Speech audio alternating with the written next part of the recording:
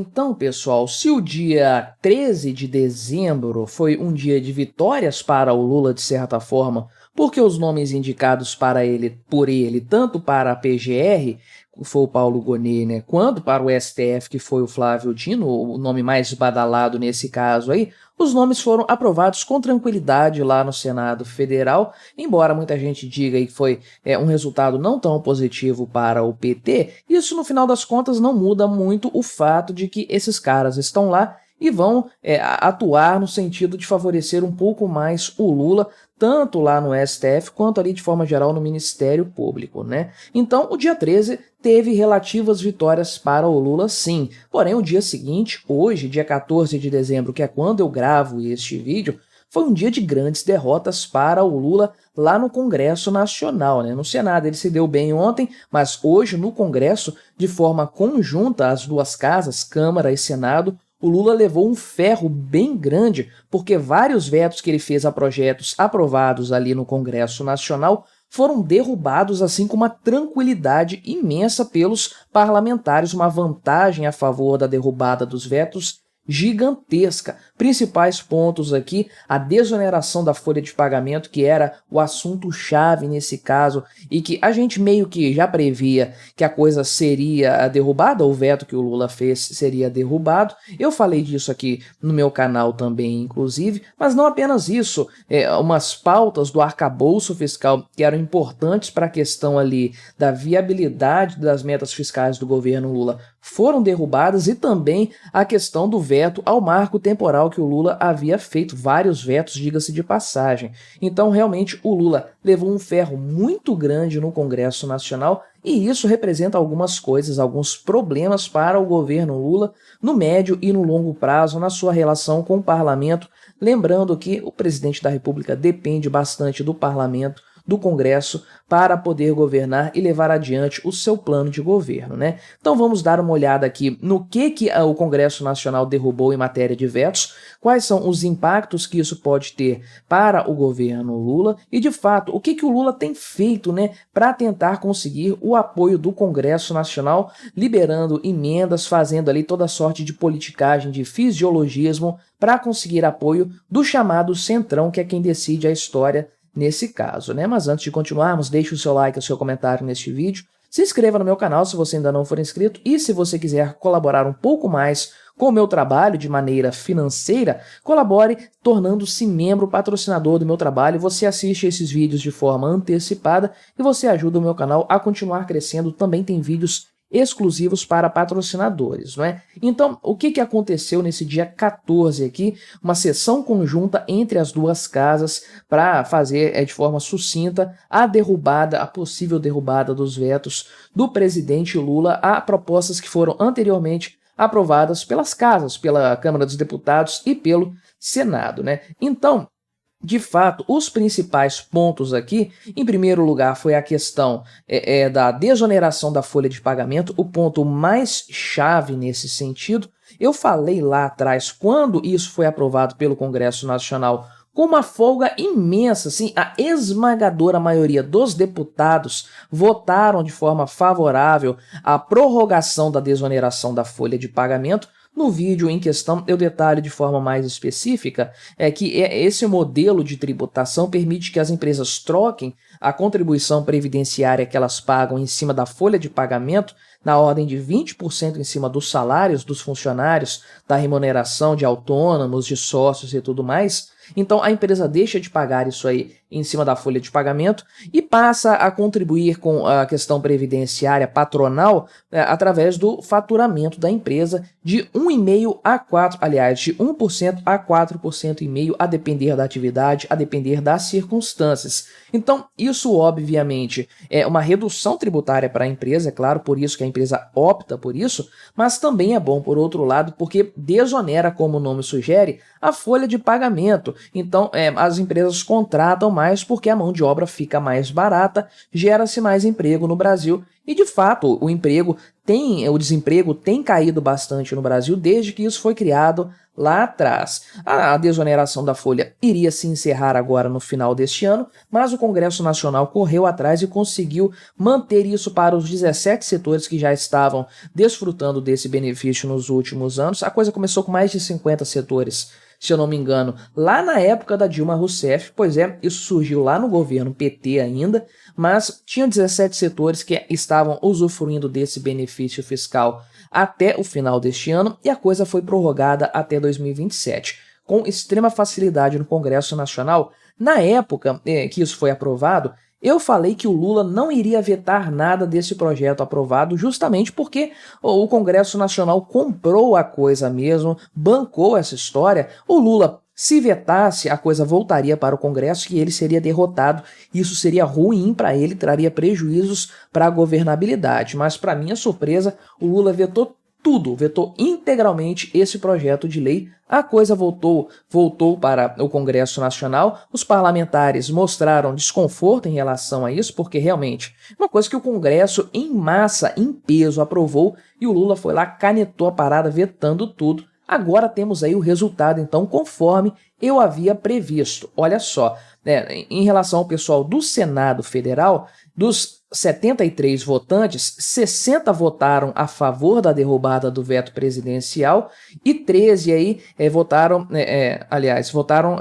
60 contra o veto presidencial e 13 a favor do veto da manutenção dele. Mais fácil falar assim, né? Sendo que lá na Câmara dos Deputados, 378 votaram pela derrubada do veto e 78 apenas aí pela manutenção do que o Lula havia feito, né? Então, realmente um massacre que o Lula sofreu. Tem até o vídeo aqui, inclusive, né, do Pacheco anunciando o resultado aqui. Vamos dar uma olhada, né? 300 votos de diferença. Vamos ouvir o vídeo aqui para ilustrar esse momento. Está encerrada a votação.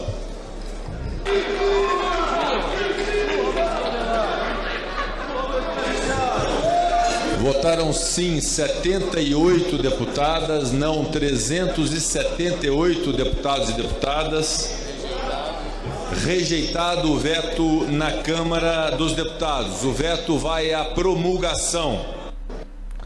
Então, realmente, a coisa assim foi desastrosa para o governo do ponto de vista da governabilidade, mas isso é um problema sério também para a questão fiscal para o ano que vem. Isso aqui continua vigorando, então, 2024, e o governo tem aquela bomba tributária, aliás, aquela bomba fiscal, para resolver descascar o abacaxi do déficit que o governo diz que vai ser zerado. Todo mundo sabe que vai ser alguma coisa, porém, a essa altura do campeonato e pelo andar da carruagem, nem o 1% que a Gleisi Hoffmann quer ali do PIB de déficit previsto, de rombo fiscal, o governo vai conseguir, porque a coisa está desandando demais, está indo muito ao contrário do que o governo realmente quer.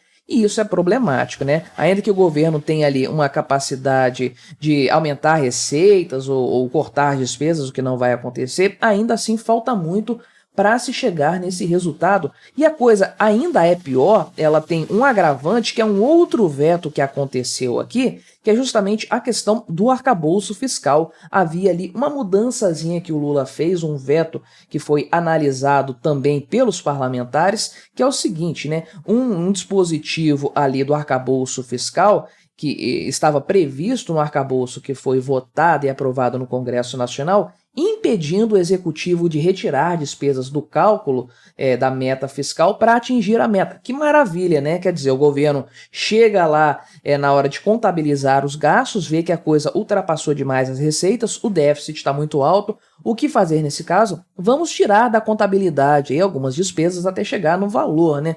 Fala sério, isso é uma palhaçada gigantesca, mais uma dentre as várias palhaçadas fiscais que existem nesse arcabouço aí. Então, o Lula vetou esse dispositivo que proibia ele, por exemplo, aqui, de retirar o PAC dos limites fiscais. Mas fala sério, né? O PAC é uma montanha de dinheiro que o governo está gastando, vai tirar isso da conta das despesas. Fala sério. Então, o pessoal apreciou esse veto que o Lula havia feito anteriormente e ele foi derrubado com a maior tranquilidade, mais ainda do que a própria questão ali que a gente viu agora ali da questão da desoneração da folha, né? Então, e eu vou chegar nos números, vai guardando os números aí, 78 votaram a favor da manutenção do veto da desoneração da folha no Congresso, né? Na Câmara, aliás, dos Deputados. Agora, olha no Senado aqui, 64 votaram, 63 votaram pela derrubada do veto, né? Um só teve coragem de falar, não, vamos manter isso aí, sendo que lá na Câmara só 38 votaram a favor da manutenção do veto lá do Lula, né? Ou seja, um massacre total, uma coisa assim bizarra, eu diria, né? Então, a Câmara manteve outro veto do Lula, porém, né, que limitava o contingenciamento aí de investimentos do governo federal, 360 votos a 72, sendo que isso aqui parece que foi um acordo entre as partes aí justamente para conseguir outras coisas também, manter outros vetos com mais tranquilidade. Então, veja os números, analise os números aqui, porque eu já vou chegar nesse ponto dos números também, né? E o marco temporal também rodou e com bastante votos aqui, diga-se de passagem. De 47 vetos que o Lula fez, 41 foram derrubados, outros 6 foram mantidos aqui, né? Sendo que 321 deputados votaram para derrubar os vetos, 137 votaram para manter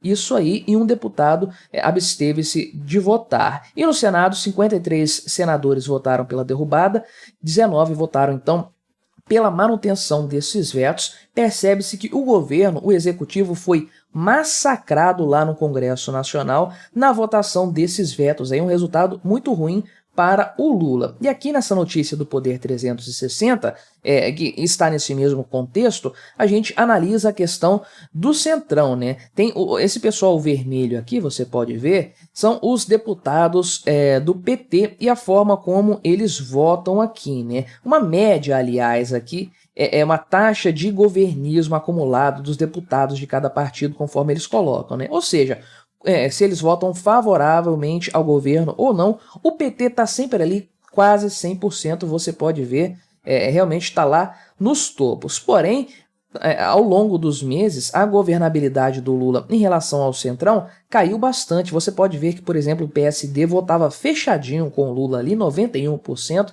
realmente uma coisa muito positiva. Agora, todos os partidos do Centrão caíram no seu apoio ao Lula de abril para cá, né? Só o Republicanos que está no mesmo patamar aqui, embora tenha desabado bastante, a coisa começou a acontecer lá por volta de 100 dias de governo, por conta das emendas que o Lula ficou resguardando, ficou enrolando ali. Eu até tratei desse tema inclusive. Então a governabilidade do Lula não estava boa, né? Realmente a coisa estava bastante crítica já há algum tempo e agora parece que desandou de vez no finalzinho do ano, um período bastante importante para o governo, inclusive já preparando 2024, Lula tem várias derrotas seguidas. Será que isso vai ser suficiente para fazer o governo dele virar água? Eu digo que pelo menos a questão do arcabouço fiscal aqui realmente vai ser uma pedra no sapato do Lula e pode já ter sido colocado aí de propósito pelo Congresso Nacional para que ele acabe tropeçando nessa pedra, né? Mas o tempo nos dirá, nos mostrará isso com mais clareza. O que você achou dessa história? Colabore com o nosso debate, se inscreva no meu canal se você ainda não for inscrito e até a próxima.